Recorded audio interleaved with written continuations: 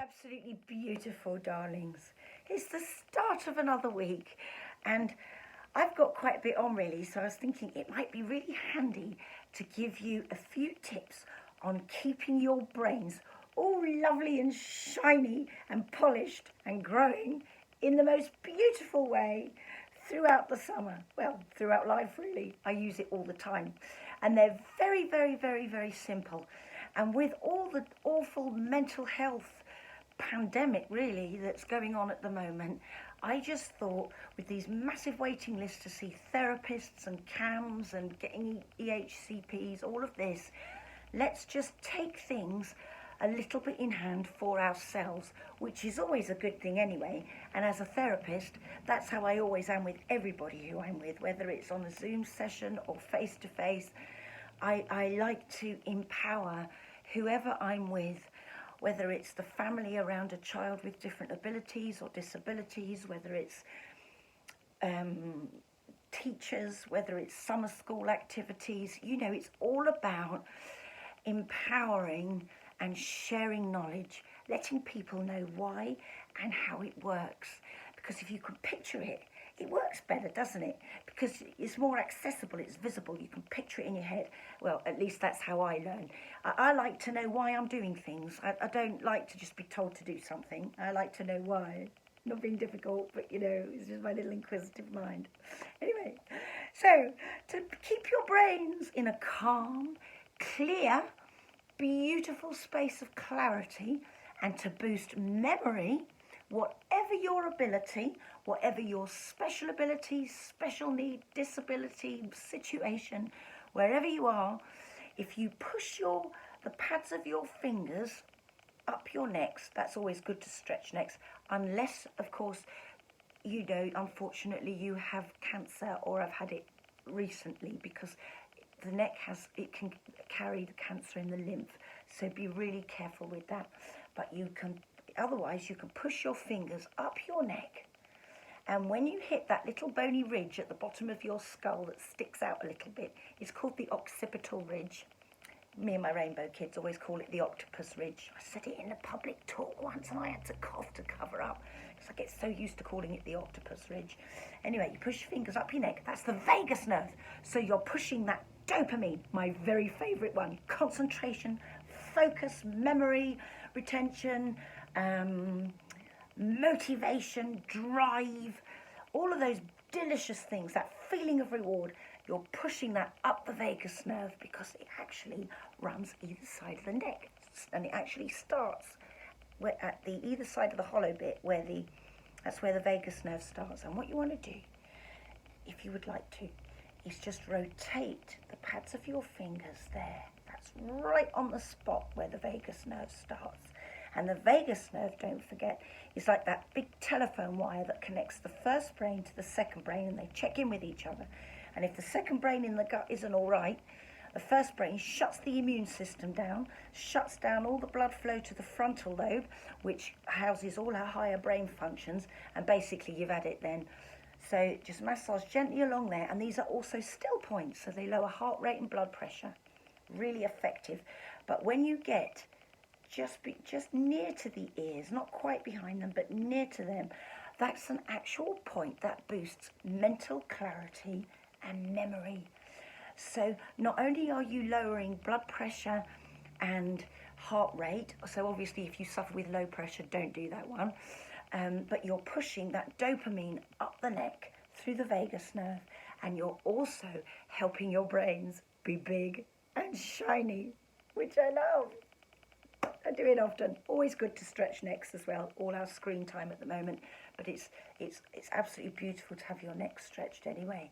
It really is. It floods the brain with all that dopamine and serotonin too, which comes up from the gut.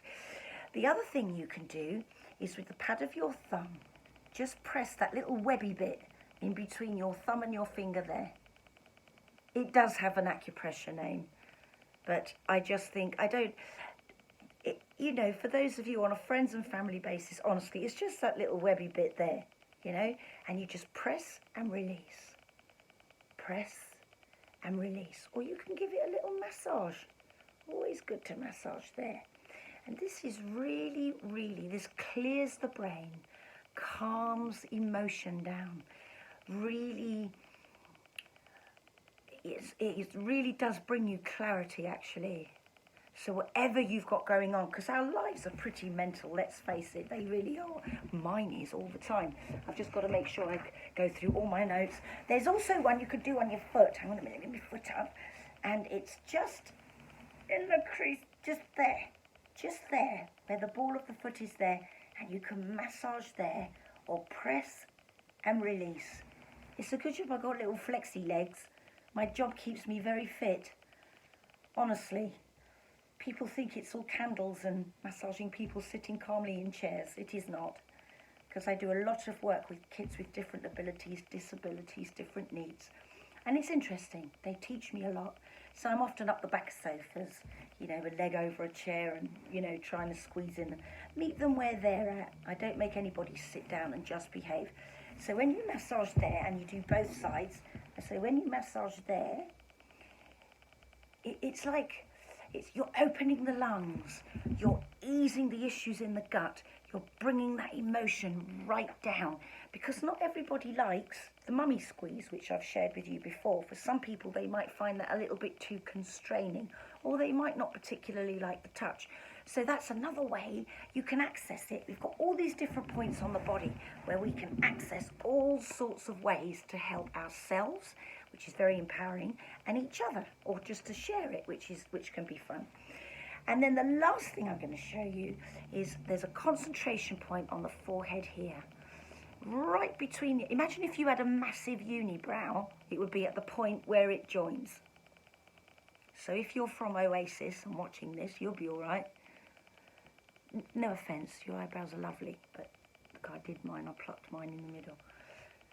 Anyway, that's neither here nor there. So you massage there. Or if you're a Thunderbird, they've got big eyebrows.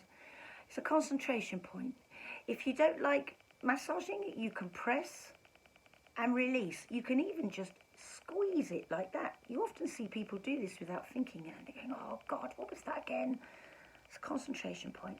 So it brings that brain, calms it right down, because often our brains are swirling with emotion, swirling with those, you know, emotional and behavioural responses when we're in fight or flight. So this really takes us out of fight or flight and brings us to that lovely, calm, clear space where we can function and cope and be amazing and shiny. I love shininess. Shiny, happy people. I'm showing my age, REM. Don't know what their eyebrows are like. Anyway, so then you're going up to the hairline. So I'm just going to move my fringe a minute. You can probably see 1,000 wrinkles, but I don't care. So there's another point, and that's really fantastic, because again, if you've had a lot of emotional upheaval, you're worried about things, you know, I've got stuff going on at the moment. I know so many people who do, but if you massage just on your hairline there, if you're bald, you'll have to imagine that's where your hairline is, and it's just there. You can also, you know, my lovely one I love, right in the middle of the forehead. If you imagine you were like Cyclops and had a massive eye there, or a third eye in between your two there, you can massage there, because there you're releasing melatonin, the hormone of sleep, mood and aggression. So if you're having trouble sleeping and you're feeling a bit of a mizzog, that's a really good place to go. And it clears your brain again, helps bring that energy down, those aggression levels down, because it's really important that we keep our brains clear. It's key to mental health, really clear, and it's something you can do for yourselves. So it's really empowering and immediate. It's immediate, which is, you know, it's absolutely, that's what we want, isn't it? Immediate relief. And then the other one is just up here. It's another still point, a mama point, so it brings the body to absolute stillness, lowers heart rate, lowers blood pressure, takes us out of fight or flight. You know, we might have an awful meeting with our boss, or, you know, a challenging child. We may have all sorts of issues going on. So that's a really good one to just bring your brain just to that point of stillness and to be able to breathe, which is really important, obviously, because otherwise you look like a great big purple balloon. So we need to breathe deeply. We need to be calm. We need to be clear. And all these little tips I'm sharing with you are ways to take our own mental health in hand, boost memory, boost learning, boost clarity. You know, a lot of our kids have lost so much learning, particularly in the first lockdown. And mental health, as we all know, has spiked enormously. It's a pandemic in itself. So all these little tips I'm sharing with you, these will also help combat depression and anxiety, which can also cloud our brains.